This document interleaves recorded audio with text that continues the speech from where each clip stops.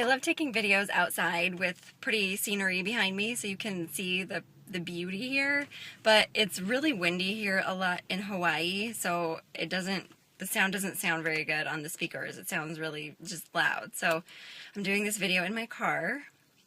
Today I just worked out. Today I did shoulders and buys. When I do shoulders and buys, I do 4 exercises for my shoulders and 2 for biceps. Typically some people will do shoulders on one day and then back and buys on another day. As I've mentioned before, I don't do back because my neck muscles get really tight and I get headaches, so I just said I'm not going to do that for a little bit. As you're working out and doing core exercises and the others and shoulders, it kind of gets your back anyway, so I want to get into working my back slowly. When I did my shoulders today, I pretty much do the same routine for shoulders. You can do this, you don't have to do this, it doesn't matter what you do at this stage in the game, it just matters that you're doing something. So my 4 exercises I think they're called Arnold's, where you just you just raise your arms straight up. Then I think they're called front raises, where you've got to wait and you're just raising your arm straight up like that. Then I will do the side raises, where you have your arm at a 90-degree angle and you're lifting the barbells that way. And then I'll do face plants on the cable machine, where you're just kind of pulling your shoulders straight back. You can Google it, it's pretty straightforward. Or YouTube it, even better. Anyway, like I said, it doesn't matter what you're doing now, it just matters that you're doing something. For my 2 bicep exercises, I did a dumbbell curl and a wide grip curl. Wide grip, I would caution you on. I did that on a bar, the long bar with the weights on the ends. It hurts if you don't have the curved bar with the bends in it, because it kind of puts your wrists at a weird angle, so keep that in mind. Anyway, so that's my shoulders and bicep workout for today. This is day 2, it's Monday of the week, and I decided I'm done with my 3-day workouts a week. I need to be more active in staying healthy. I'm ready. I'm at the stage where I feel ready. If you're not there yet, just keep up with your routine, what you're doing, and give it another week or 2, and then reevaluate. Say, am I ready? And I just decided, with Peter being sick and fighting off a virus, I think that's what he has. He got tested at the doctor today, so we'll find out. But after finding that out and just, I don't know, it was kind of just like a little wake-up call. I want a healthy immune system. I want to feel good.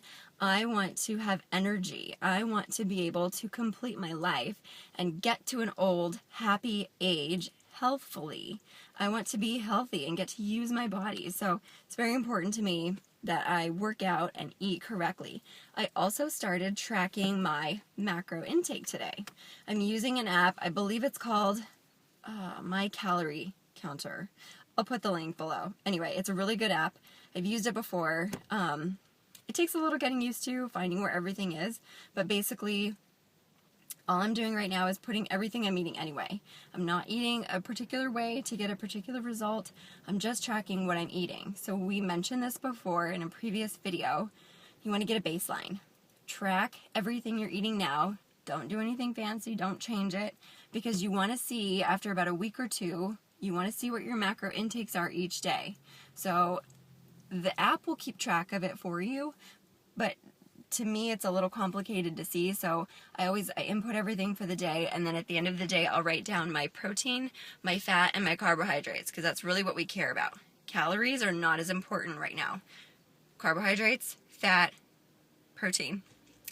So I'm just going to keep a little log of each day, so it's really easy. I can just look at it at a glance instead of scrolling day by day, because it gets kind of tedious.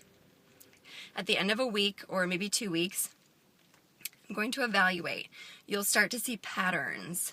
We'll talk about those patterns later, but just start tracking now. I'll put the link below. Download the app. It takes probably 15 seconds to download. It takes maybe another minute or 2 to figure out how to use it. You put in your info. It's super easy. There's no reason not to do it. It's free. So do it. Start tracking your food. At this stage of the game, because you're tracking everything you eat, it's going to take a little more time during the day. Give yourself grace if you mess up for a few days. It's okay. we're just getting in the habit of it. But know that it will get easier later when you plan out your meals, because you can input an entire meal, you can save that meal, or you can input a day, and then you already know what you're going to eat for the day. You just plug it in and you're good to go. But right now, when I'm eating anything and everything I want, it's kind of up for grabs. So I don't really know what I'm going to eat from day to day. But as soon as I do start planning my meals, it won't be that way anymore. It'll be a lot simpler, a lot quicker. So just know that for the next week or two while you're tracking, it will take more time, but it's definitely worth it. It will pay off. When we look at the numbers and want to start making changes, you're going to want to see what your baseline is so you know how to tweak. If you don't have that baseline, it's going to be more challenging and a lot more guesswork. So it's really important to get that baseline. Can you see the rain? It looks like glitter, sparkles. This is Kapiolani Park. And of course, with any rain, there's always a rainbow.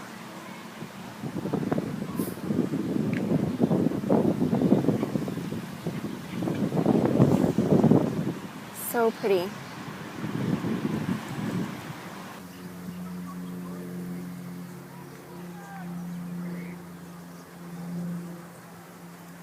Some pretty blossom action.